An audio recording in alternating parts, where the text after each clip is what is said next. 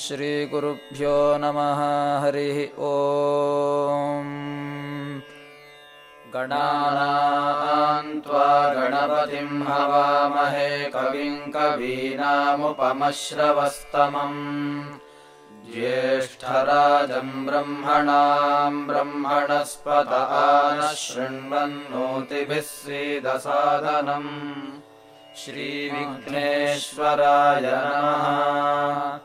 ॐ प्रणो देवी सरस्वती वाजेभिर्वाजिनीवती धीनामभित्र्यवतु। सरस्वत्यै नमः। सरस्वति नमस्तुभ्यं वरदे कामरूपिणी विद्यारम्भं करिष्यामि सिद्धिर्भवतु मे सदा। ॐ वेदवातस्य वर्तनिमुरोरश्वस्य बृहतः वेदाये अध्यासते श्रीवेदपुरुषाय नमः। साक्षान्मूलप्रमाणाय विष्णोरमिततेजसे आद्याय सर्ववेदानां ऋग्वेदाय नमो नमः।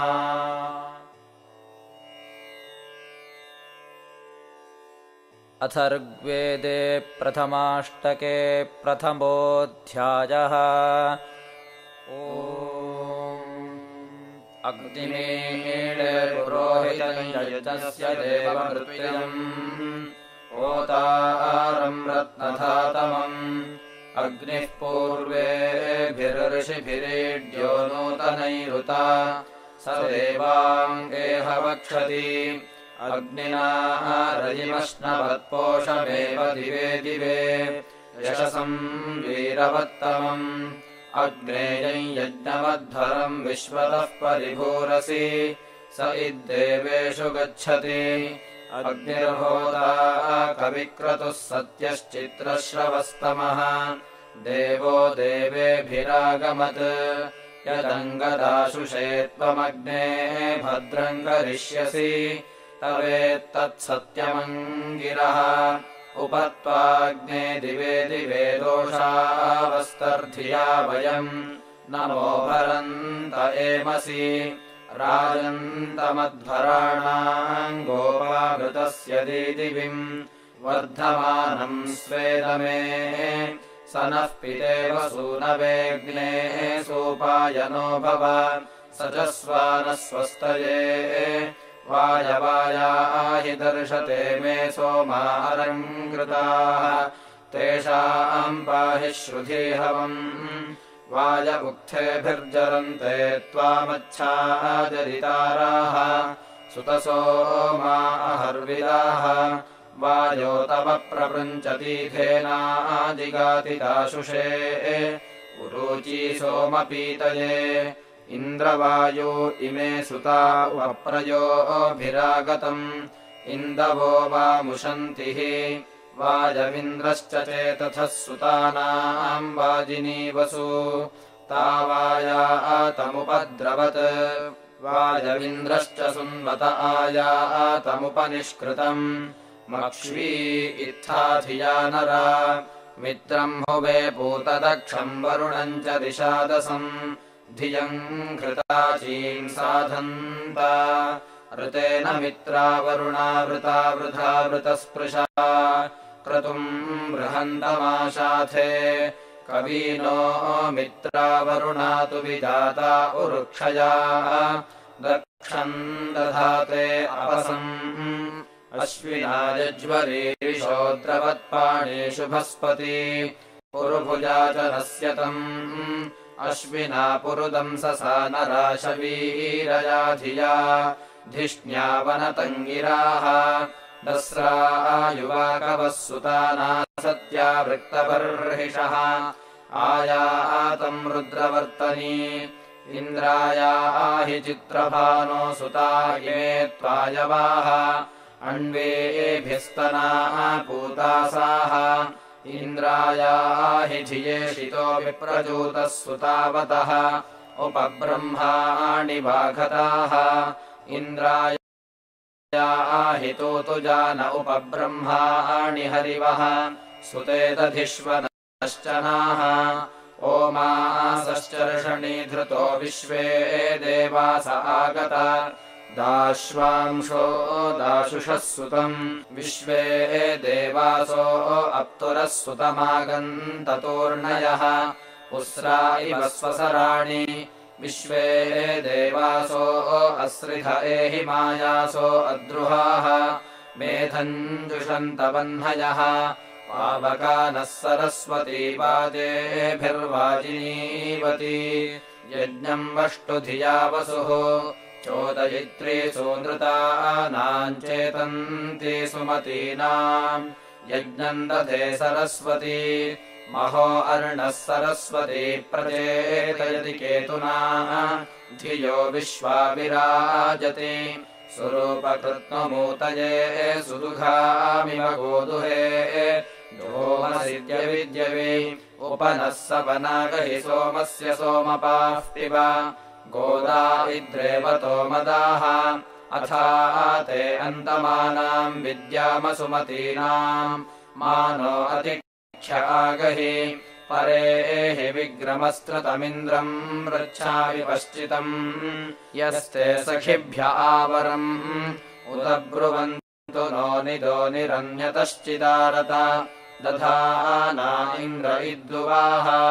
उत नः सुभगाङ्गरिर्वोचेयुर्दस्म कृष्टयाः स्यामेदिन्द्रस्य शर्मणि एमाशु माशवे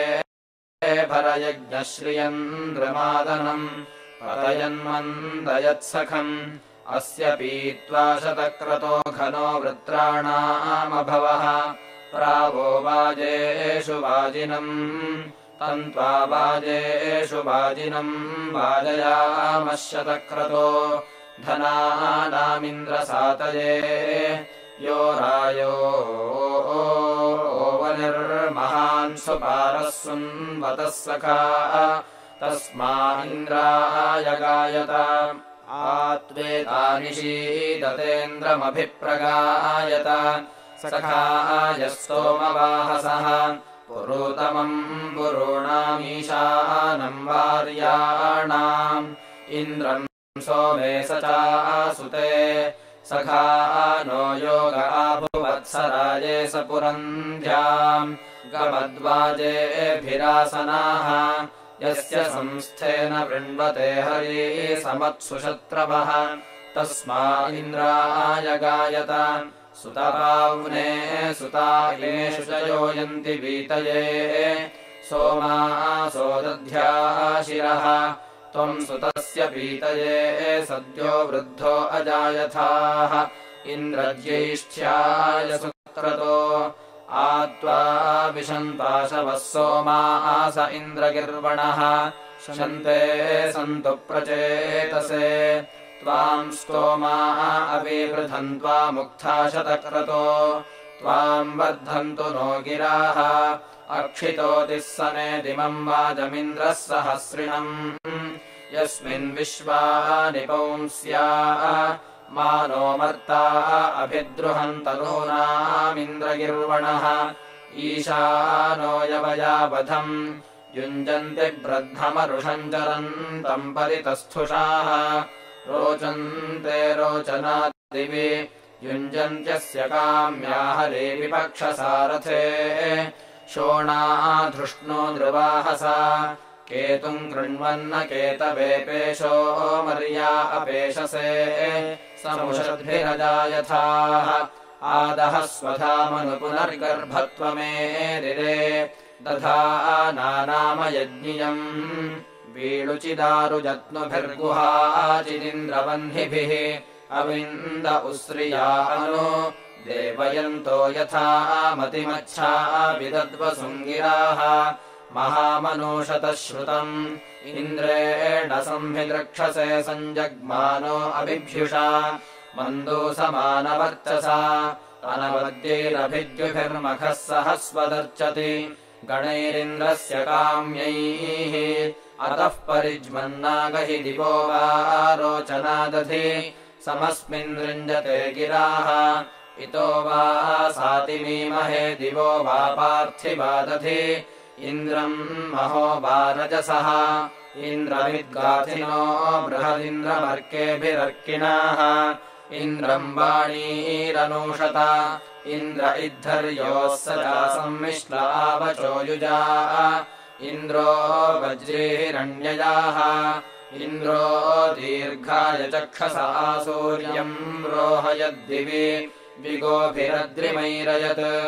इन्द्रवाजेषु नोवसहस्रप्रथमेषु च उग्र उग्राभिरूतिभिः इन्द्रम् वयम् महाधन इन्द्रमर्भे हवामहे युजम् वृत्रेषु वज्रिणम् स नो वृषन्नमुञ्चरुम् सत्रादावन्नपावृधि अस्मभ्यमप्रतिष्कुतः तुञ्जे तुञ्जेय उत्तरे स्तोमा इन्द्रस्य वज्रिणाः न विन्धे अस्य सुष्ठुतिम् वृषा यूथे वंसगः कृष्टीर्यर्त्योजसा ईशानो अप्रतिष्कुतः य एकश्चर्षणीनाम् वसूनामिरज्यति इन्द्रः पञ्चक्षितीनाम् इन्द्रम् वो विश्वतस्परिहवामहे जनेभ्यः अस्माकमस्तु केवलः एन्द्रसानसिम् रयिम् सजित्वानम् सदासहम् वर्षिष्ठमूतये भर नियेन मुष्टिहत्यजानि वृत्रारुणधामहै त्वोतासोऽन्यर्वता इन्द्रत्वोता स आवयम् वज्रम् घनादधीमहि जयेमसंयुधि स्पृधाः वयम् शूरेभिरस्त्रिभिरिन्द्रत्वया युजा वयम् सा सह्यामवृतम् यतः महाम् इन्द्रः परश्चनुमहित्वमस्तु वज्रिणे द्यौर्नप्रथिनाशवाः समोहे वाय आशतनरस्तोकस्य सनितौ विप्रासो बाधियायवाः यः कुक्षिः सोमपातमः समुद्र इव पिन्वते उर्वीरापो न काकुदाः एवाह्यस्य सूनृता विरप्षी गोमती मही पक्वा शाखा न दाशुषे एवाहिते विभूतय ऊतय इन्द्रमावते सद्यश्चित्सन्ति दाशुषे एवाह्यस्य काम्या स्तोम उक्थम् च शंस्या इन्द्राय सोमपीतये इन्द्रे हि वत्स्यन्धसो विश्वेभिः सोमपर्वभिः महाम् अभिष्टिरोजसा एमेनम् सृजता सुते मन्दिमिन्द्राय मन्दिने चक्रिम् विश्वानि चक्रजे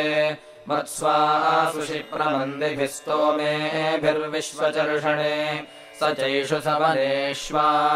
असृग्रमिन्द्रते गिरः प्रतित्वामुदः सत अजोषा वृषभम् पतिम् सञ्चोदय चित्रमर्वाग्राध इन्द्रवरेण्यम् असदित्ते विभुः प्रभो अस्मान्सु तत्र चोदयेन्द्रराजेरभस्वतः त्वविद्युम् न यशस्वतः सङ्गोमदिन्द्रवाजमदस्मे पृथुश्रवो बृहत् विश्वायुर्धे ह्यक्षितम् अस्मेधेहि श्रवो बृहद्युम्नम् सहस्रसातमम् इन्द्रतारथिनीरिषाः वसोरिन्द्रम् वसुपतिम् गीर्भिर्गृणन्तरुग्नियम् होमगन्तारमूतये सुते सुतेऽन्योकसे बृहद्बृहत एदरिः इन्द्राय शूषमर्चति गायन्ति त्वा गायत्रिणोऽर्चन्त्यर्कमर्किणाः ब्रह्माणस्त्वाशतक्रत उद्वंशमिव ये विरे यत्सानोः सानुमारुहद्भूर्यस्पष्टकर्त्वम् तदिन्द्रो अर्थम् चेतति यूथेन वृष्णिरेजति युक्ष्वा हि केशिना हरिवृषणा कक्ष्यप्रा अथा न इन्द्रसोमपा गिरामुपश्रुतिम् चरा एहि स्तोमाङ्गभिस्वराभिगृणीह्यारुवा ब्रह्म च नो वसोऽस चेन्द्रयज्ञम् च वर्धय उक्थमिन्द्राय शंस्यम् वर्धनम् पुरुनिश्रिते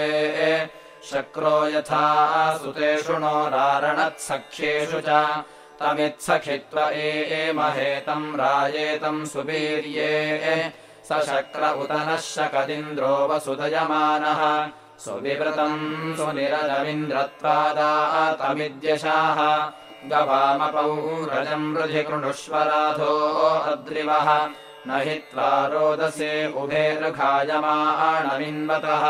जेषस्वर्वतीरपः सङ्गा अस्मभ्यम् दोनुहि आश्रुत्कर्णश्रुधेह वन्नोचिद्दधिष्व मे गिराः इन्द्रस्तोममिमम् मम कृष्वायुजश्चिदन्तरम् विद्माहि त्वा वृषन्तमम्बाजेषु हवनश्रुतम् वृषन्तमस्य होमः ऊतिम् सहस्रसातमाम् आतून इन्द्रकौशिकमन्दसानः सुतम् पिब नव्यमायुः प्रसूतिरकृधे सहस्रसामृषिम् परित्वा गिर्वणो गिर इमा भवन्तु विश्वताः वृद्धायुमनुवृद्धयो जुष्टाः भवन्तु जुष्टयः इन्द्रम् विश्वा अविवृधन् समुद्रव्यजसङ्गिराः रथेतमम् रथीनाम् वाजानाम् सत्पतिम् पतिम् सख्येत इन्द्रवाजिनो माभेमशवसस्पते त्वामभिप्रणोऽनुमोजेतारमपराजितम् पूर्वेरिन्द्रस्य रातयो न विदस्यन्त्यूतयाः यदेवाजस्य गोमतस्तोत्रभ्यो मंहते मखम् पुराम्भिन्दुर्युवा कविरमितौजा अजायत इन्द्रो विश्वस्य कर्मणो धर्ता वज्रे पुरुष्टुतः त्वम् वरस्य गोमतोपावरद्रिवोऽपिलम् त्वाम् देवा अभिभ्युषस्तुज्यमानास आविशुः तवाहम् शूररातिभिः प्रत्यायम् सिन्धुमावदन् उपातिष्ठन्त गिर्वणो विदुष्टे तस्य कारवाः मायाभिरिन्द्रमायिनम् त्वम् शुष्णमवातिरः विदुष्टे तस्य मेधिरास्तेषाम् श्रवांस्युत्तिर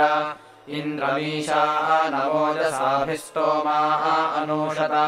सहस्रम् यस्य रातय उत वासन्ति भूयसेः अग्निन्दूतम् वृणीमहे होतारम् विश्ववेदसम् अस्य यज्ञस्य सुक्रतुम् अग्निमग्निम् हवेमभिः सदा हवन्त विश्पतिम् अव्यवाहम् गुरुप्रियम् अग्ने देवाम् इहावह जज्ञानो वृत्तबर्हिषे असि होता न ईड्याः ताम् उशतो विबोधय यदग्ने यासि दूत्यम् देवैरासत्सि बर्हिषे घृताहवनदीदिवः प्रतिस्मरिषतोदः अग्ने त्वम् रक्षस्विनाः अग्निनाग्निः समिध्यते कविर्गृहपतिर्युवा अव्यवाजुह्वास्यः कविमग्निमुपस्तु हि सत्यधर्माणमध्वरे देवममीव चातनम् यस्त्वामग्ने हविष्पतिर्दूतम् देव स पर्यते तस्य स्म प्राविता भव यो अग्निम् देववीतये हविष्माङ्गाविवासते तस्मै पावकमृळय स नः पावकलीदिवोऽग्ने देवाम् इहावः उपयज्ञम् हविश्चनः स नस्तवानाभरगायत्रेण नवीयसा रजिम् वीरवतीमिषम् अग्ने शुक्रेण शोचिषा विश्वाभिर्देवहूतिभिः इमम् स्तोमञ्जुषस्वनः सुसमिद्धो न आवह देवाङ्गग्ने हविष्मते पोतः पावकयक्षि च मधुमन्तम् तनूनपाद्यज्ञम् देवेषु नः कवे अद्याकृणु हि वीतये न राशंसमिह प्रियमस्मिन् यज्ञ उपह्वये मधुजिह्वम् हविष्कृतम् अग्ने सुखतमे रथे देवाम् ईडित आवह असि होतामनुर्हिरः स्तृणीतबर्हिरानुषघृतपृष्ठम् मनीषिणः यत्रामृतस्य चक्षणम् विश्रयन्तामृता वृथोद्वारो देवीरसश्चताः अद्यानूनम् च यष्टवे नक्तोषासाः सुपेशसास्मिन् यज्ञ उपह्वये इदम् नो बर्हिरासदे तासु जिह्वा उपह्वये होतारादैव्या कवी यज्ञन्नो यक्षतामिमम् इळा सरस्वती मही तिस्रो देवीर्मयो भुवाः बर्हिः सीदन्त्वश्रिधाः इह त्वष्टारमग्र्यम् विश्वरूपमुपह्वये अस्माकमस्तु केवलः अपसृजा वनस्पते देवदेवेभ्यो हविः प्रदातुरस्तु चेतनम् स्वाहा यज्ञम् कृणोतनेन्द्राय यज्वनो गृहे तत्र देवामुपह्वये ऐभिरग्ने दुवो गिरो विश्वेभिः सोमपीतये देवेभिर्याहि यक्षि च आत्वा कण्वा अहोषत गृह्णन्ति विप्रते धियाः देवेभिरग्न आगहि इन्द्रवायो बृहस्पतिम् मित्राग्निम् भूषणम् भगम् आदित्यान्मारुतम् गणम् प्रवोभ्रियन्त इन्दवो मत्सरामादजिष्णवाः द्रप्सामध्वश्च मूषदाः ईळते त्वामवस्य वः कण्वासो वृक्तवर्षः हविष्मन्तो अलङ्कृताः घृतपृष्ठा मनो युजोये त्वावहन्ति वह्नयः आदेवान् सोमपीतये तान् यजत्राङ्कृता वृथोऽग्ने पत्नीवतस्कृधि मध्वस्सु जिह्वपायय ये यजत्राय ईड्यास्ते ते पिबन्तु जिह्वया मधोरग्ने वषट्कृति आकीम् सूर्यस्य रोचनाद्विश्वान् देवाङ्कुशर्बुधाः विप्रोहोते हवक्षति विश्वेभिः सोम्यम् मध्वग्न इन्द्रेण वायुना पिबामित्रस्य धामभिः तम् होतामदुर्हृदोऽग्ने यज्ञेषु सीदसि सेमन्नो अध्वरम् यज युक्ष्वाह्यरुषीरथे हरितो देवरोहिताः ताभिर्देवाङ्गिहावः इन्द्रसोमम् पिब ऋतुना त्वा विशन्तिन्दवः मत्सरासस्तदोकसः मरुतः पिबत ऋतुना पोत्राद्यज्ञम् पुनीतः योऽयम् हिष्ठासु दानवः अभियज्ञम् गृणीहि नोऽग्नावो नेष्टः पिब ऋतुना त्वम् हि रत्नथा असि अग्ने देवाङ्गिहावः सादया योनिषु त्रिषु परिभूष पिब ऋतुना ब्राह्मणादिन्द्रराधसः पिबा सोममृतोऽङ्ग्रनो तवेद्धि सख्यमस्त्रतम् युवम् दक्षम् धृतौ रतमित्रा वरुणदूळभम् ऋतुना यज्ञमाशाथे द्रविणोदाद्रविणसोऽग्रावहस्तासो अध्वरे यज्ञेषु देवमीडते द्रविणोदाददातु नो वसो नियानि शृण्विरे देवेषु तावनामहे द्रविणोदाः पिपीषति जुहोत प्रचतिष्ठत नेष्ट्रा ऋतुभिरिष्यत यत्त्वा तुरीयमृतुभिर्द्रविणोदो यजामहे अधस्मानो दतिर्भव अश्विना पिबतम् मधुरेद्यग्नेषु चिव्रता ऋतुना यज्ञवाहसा गार्हपत्येन सन्त्य ऋतुना यज्ञनीरसि देवान् देवयते यज आत्वा वहन्तु हरयो वृषणम् सोमपीतये इन्द्रत्वा सूरचक्षसः इमाधानाघृतस्नुवो हरे इहोपवक्षतः इन्द्रम् सुखतमे रथे इन्द्रम् प्रातर्हवामः इन्द्रम् प्रयत्यध्वरे इन्द्रम् सोमस्य पीतये उपनः सुतमागहि हरिभिरिन्द्रकेशिभिः सुते हित्वा हवामहे सेमन्नः सोममागह्युपेदम् सवनम् सुतम् गौरो न तृषितः पिब इमे सोमास इन्दवः सुतासो अधिबर्हिषि ताङ्गिन्द्रसहसे पिब अयन्ते स्तोमो अग्र्यो हृदि स्पृगस्तु शन्तमः अथा सोमम् सुतम् पिब विश्वमित्सवनम् सुतमिन्द्रो मदाय गच्छति वृत्रः सोमपीतये सेमन्नः काममापृणगोभिरश्वैः शतक्रतो स्तवामत्वा स्वाध्याः इन्द्रावरुणयोरहम् सम्राजोरव आवृणे तानो मृळात ईदृशे गन्ताराहिष्ठो वसे हवम् विप्रस्य मावतः धर्ताराजर्षणीनाम् अनुकामम् दर्पयेथामिन्द्रावरुणराज आ तावान्नेतिष्ठमीमहे युवाकुहिषचीनाम् युवाकुसुमतीनाम् भूयामवाजदाम्नाम् इन्द्रः सहस्रदाम्नाम् वरुणः शंस्यानाम् क्रतुर्भवत्युक्थ्याः तयोरिदवसा वयम् सनेमनि च धीमहि स्यादुत प्ररेचनम् इन्द्रावरुणवामहम् भुवे चित्राय राधसे अस्मान् सुजिग्युषस्कृतम् इन्द्रावरुणनोऽनुवांसिषा सन्तेषु धीष्वा अस्मभ्यम् शर्म यच्छतम्